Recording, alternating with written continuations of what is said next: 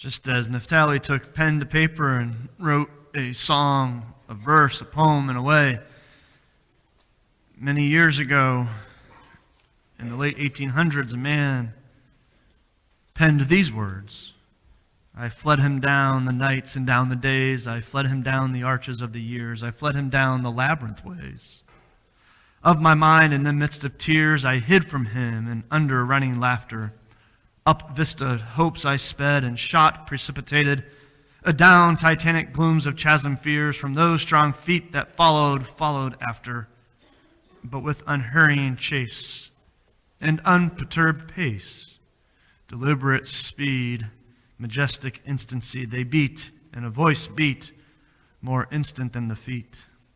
All things betray thee, who betrayest me. Those are the opening lines from Francis Thompson's 1890 poem, The Hound of Heaven. The central metaphor portrays a hound, a hunter, chasing a soul, a hare. The pursuit of the hound is persistent and unhurrying, just like God's grace. The poem's narrator expects God to pursue him to punish, but instead discovers that God's pursuit of him flows from God's love. And in the end, he discovers their efforts to flee were actually preventing him from experiencing God's love. Our sermon title, The Hound of Heaven. Francis Thompson's poem is one source of inspiration, and another is the hound from the Peanuts gang. Okay, he's really a beagle, I know, but you get the point. As we conclude the Gospel According to Peanuts sermon series, I invite you to think about expectations. We all have expectations. The narrator of The Hound of Heaven had certain expectations about God that led him to flee from God's dogged pursuit of him. Sometimes we wait expectantly for an exciting event in our lives. You know, it's kind of like Linus in the Peanuts gang, waiting and waiting and waiting. Always waiting for that great pumpkin. There he is. It's the great pumpkin. He's rising out of the pumpkin patch. Waiting in expectation, whether for the great pumpkin, for Santa Claus, for a new job, for a loved one to return home, or the arrival of a new baby, can be exciting. Such waiting is one type of expectation, but there are also other types of expectations of ourselves. Perhaps we have an expectation that we'll do things perfectly. We have expectations of children, of coworkers, of family members, of friends, of leaders. Some suggest that expectations aren't good because they set people up for disappointment or a disappointment if they are unfulfilled. I've heard it said that an expectation is a premeditated resentment. I've heard it's better to have low expectations, right? Under promise and over deliver. I disagree. Expectations are part of being human. They can be good. It's good for parents to have expectations of their children. It gives their children something to aspire to. It gives them directions. I think what matters is the type of expectations we have of ourselves and others. Expecting perfection, unhealthy. To expect that we do the best we can, beneficial. Good can be good enough.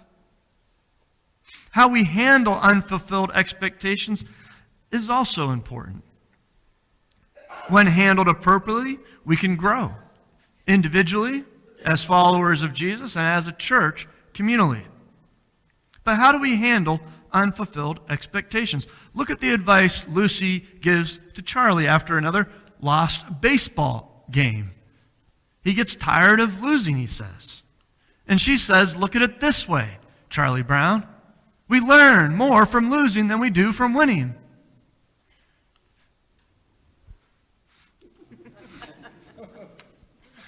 Now, shouting at our friends or family is not a good way to handle our hopes being unfulfilled.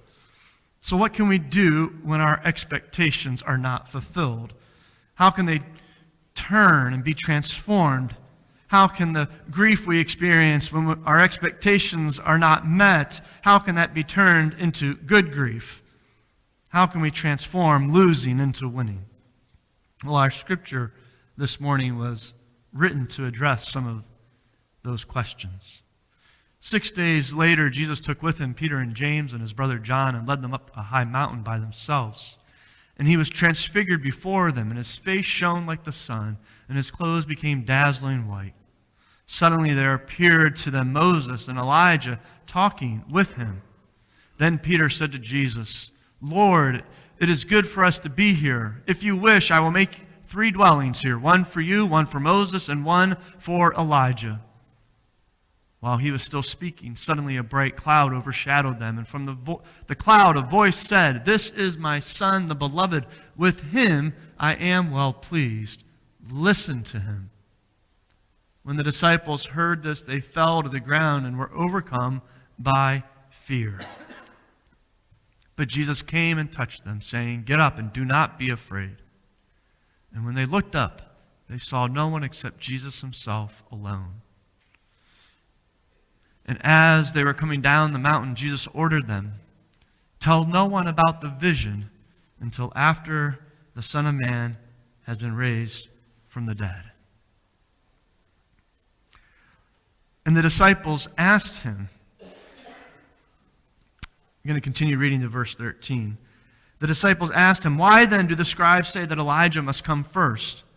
He replied, Elijah is indeed coming and will restore all things, but I tell you that Elijah has already come, and they did not recognize him, but they did to him whatever they pleased. So also the Son of Man is about to suffer at their hands. Then the disciples understood that he was talking and speaking to them about John the Baptist. At first glance, we might think this is simply a story of Jesus being transformed to reveal his future glory, or simply Jesus' face shining like Moses' face shone on Mount Sinai, or simply God declaring his approval of Jesus. But there's more to it than that.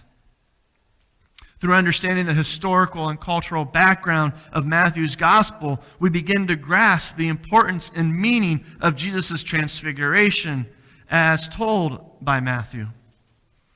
Matthew wrote his gospel in 80 to 90 AD, 50 to 60 years after the life of Jesus.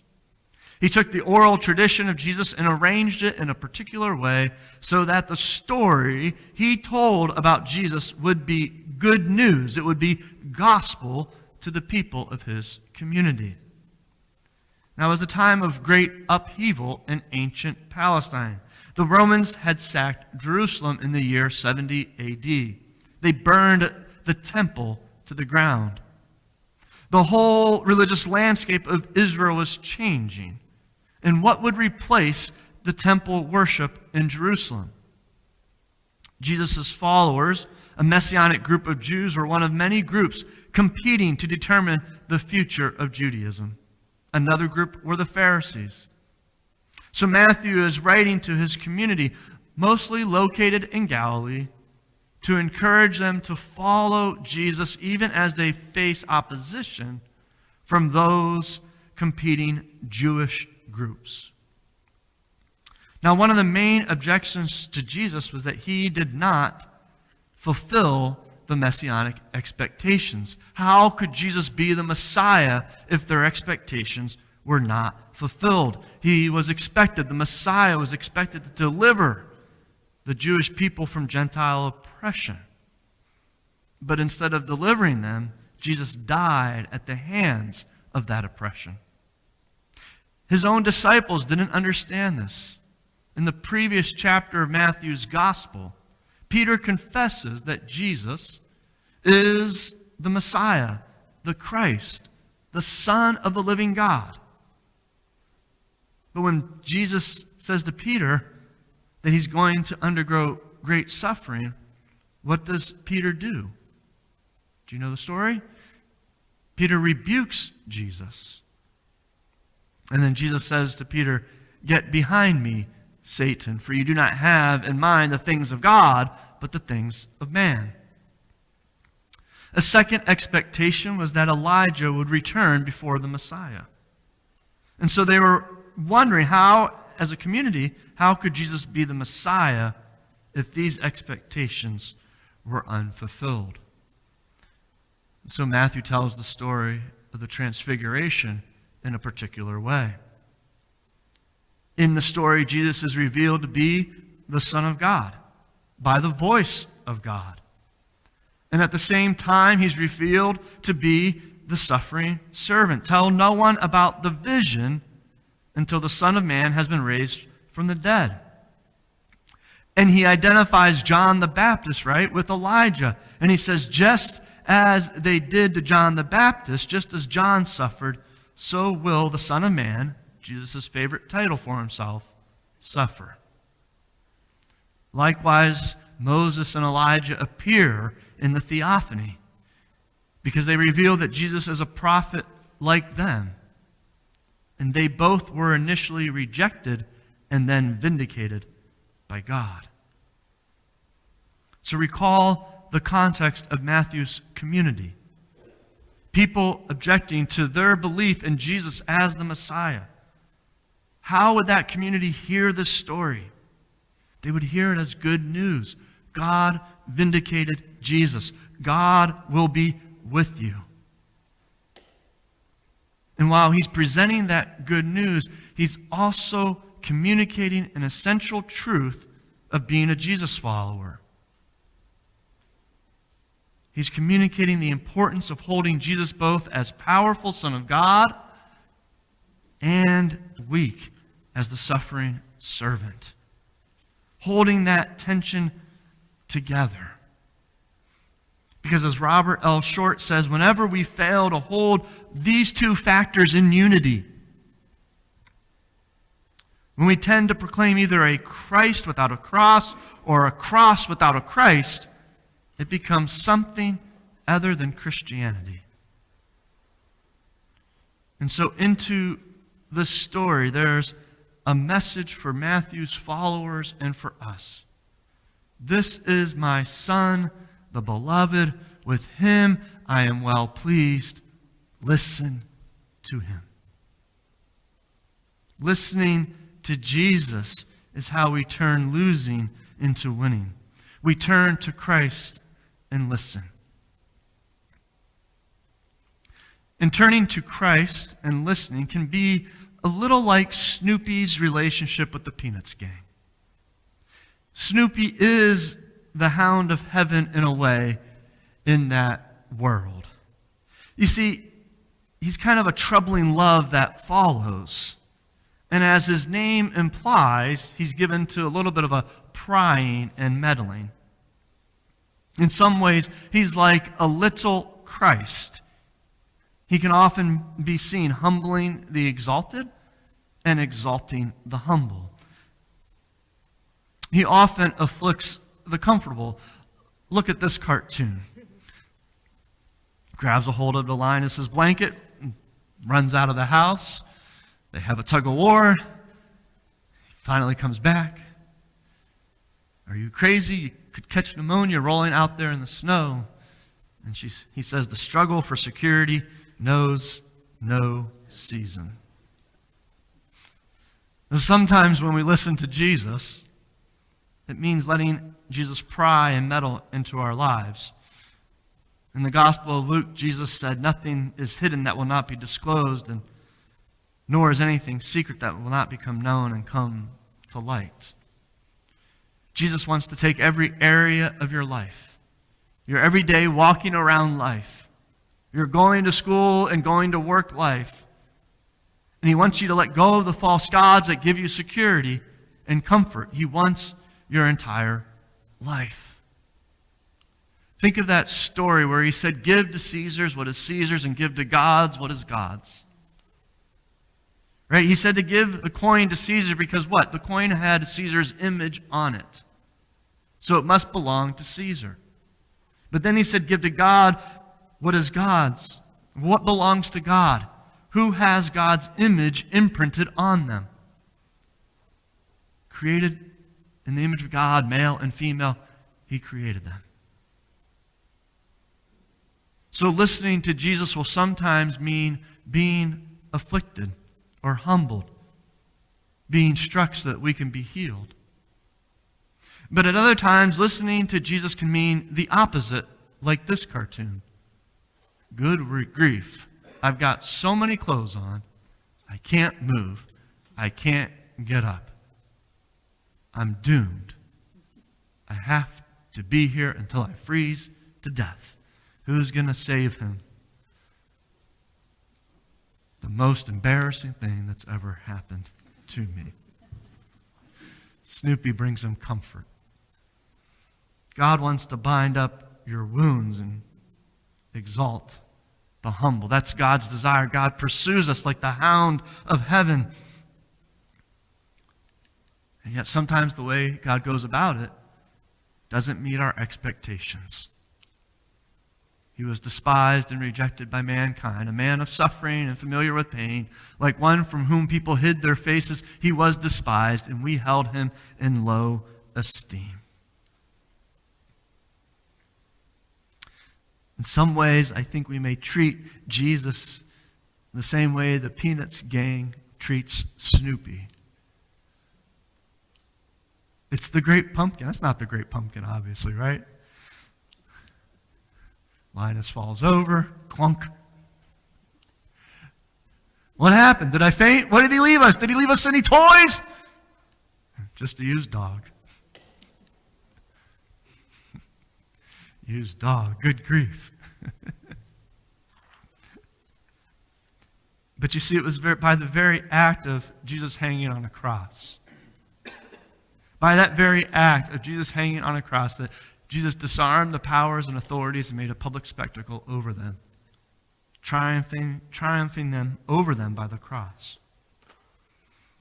At the cross, our losing can become winning.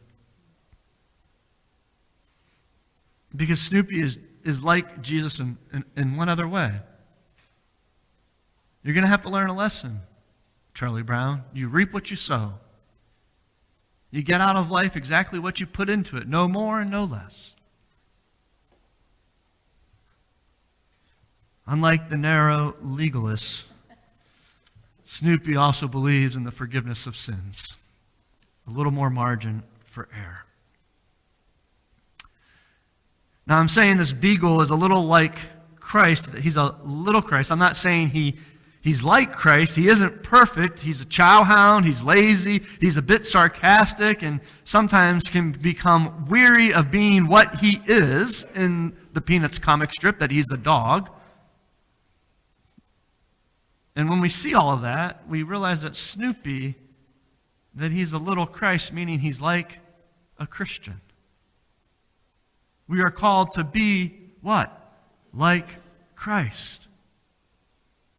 The Apostle Paul wrote, "Imitate me as I imitate Christ." We are called to be imitators of God. And so I'd just like to conclude with this question this morning. What will it look like for us to be imitators of God? Well, first, I think when our expectations are not met, we're invited to be filled with grace.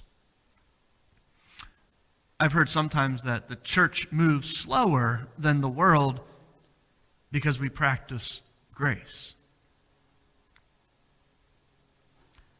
Second, I think it means to listen to Jesus, and listening means to obey. So we're invited to fish for people. We're to invite them to Jesus' kingdom party. We're invited to be hounds of heaven. How often do we give up sharing God's love at the first sign of opposition or lukewarmness? But God invites us to be hounds of heaven for those who are lost.